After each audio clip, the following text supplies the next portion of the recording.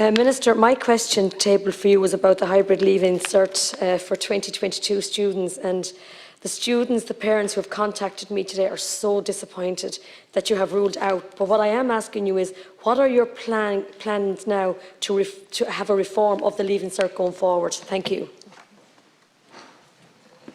Thank you very much, Deputy. In recent weeks, as I have already outlined to the House, I have attended a meeting with the Advisory Group on State Examinations, which is representatives of students, parents, teachers, managerial bodies, the further and higher education sector and the SEC. Following on from this meeting, I met with the members of the Advisory Group on a one-to-one basis, a bilateral basis, and also had further engagement with each of them thereafter. I have listened carefully to what each of these stakeholders have had to say and examined each of their points. Following consideration of this matter by Government today, I announced the decision to operate an examinations approach for the Leaving Certificate class of 22, with significant further adjustments to the examinations, and to provide students with a commitment that the overall results of Leaving Certificate 2022 will not be lower than in 2021. As the Deputy may be aware, it would not have been possible to run accredited grades in the same manner as had been run last year, as junior cycle data was unavailable for 25% or 1 in 4 of our students.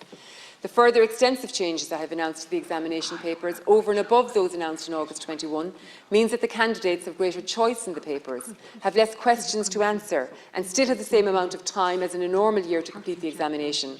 For example, in maths, as I previously outlined, where they would traditionally have 10 questions to answer, they now have only 6.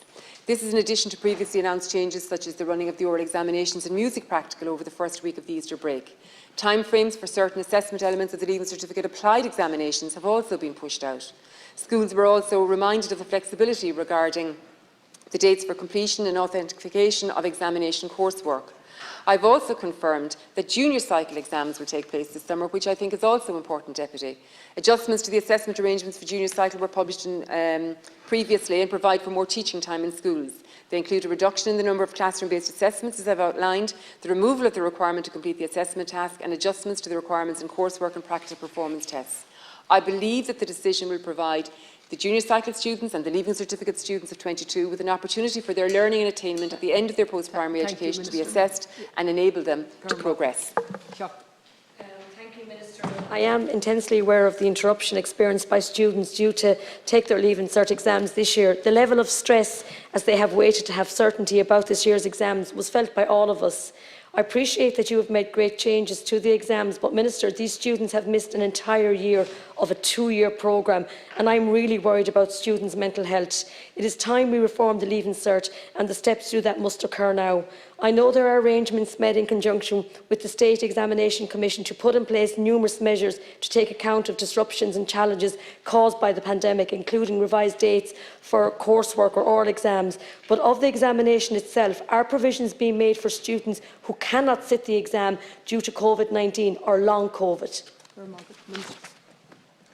Thank you, Deputy. Again, to reiterate, I think we are all very conscious of the difficulties of these past 2 years for the education sector, indeed for wider society, but most specifically in this instance for our students. And indeed, as I previously outlined to the House, I have engaged with students, with parents, with teachers, with school management bodies, and consistently, particularly from the students, there were 4 key points raised by students, and they were the necessity to have clarity, which we have provided today, and we were in a position to do that earlier this year than was achieved last year, that they would have greater choice on the examination papers. And again, as I've outlined to you, Deputy, we have achieved that for them, and there is significantly different exam being experienced by students in 2022 compared to those who would have experienced it in 2019 or 2018 or whatever. The issue of grade inflation was one that was highlighted by students, and again I've given the commitment today that the grade inflation of 2021 will be on a par for the class of 2022. And finally, just in relation to the accredited grades process and the issues around that, we did do work on that, and there is an issue around the fact that 1 in 4 of the students do not have the junior cycle data. Get a chance to come back. Thank you. And again, Minister, I just want to ask you about supports. What supports can you offer students with other long-term illness which might prevent them from sitting the examination on the assigned date? If you have a student with epilepsy who experiences a medical emergency such as a seizure immediately before or during the exam and is unable to complete their exam, they should be given the opportunity to resit the exam within the same exam cycle or before such a time that the CAO offers issue. Such a provision has been introduced in recent years for students who experience a bereavement during their exams. Stress and anxiety can be more acute during the leaving cert for a student with long-term illness such as epilepsy, Crohn's disease or cancer. And they have the heightened anxiety worry about being unable to complete it.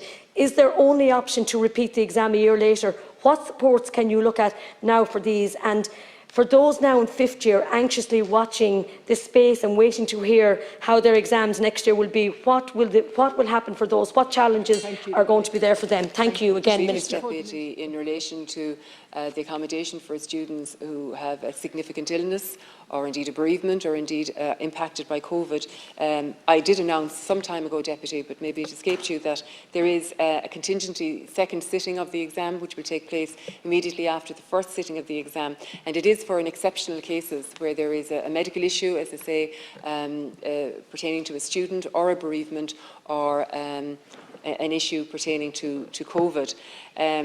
In relation to the, and I appreciate the points that have been raised also in relation to the need to support the students in all aspects of their lives, and you would be aware that we did launch earlier this year the COVID Learning and Support Scheme for our schools, which is not just a support scheme with additional hours and additional teaching resources for academic learning, but also for wellbeing initiatives within our school and to support that. And very quickly in relation to senior cycle reform, I am enormously committed to senior cycle reform.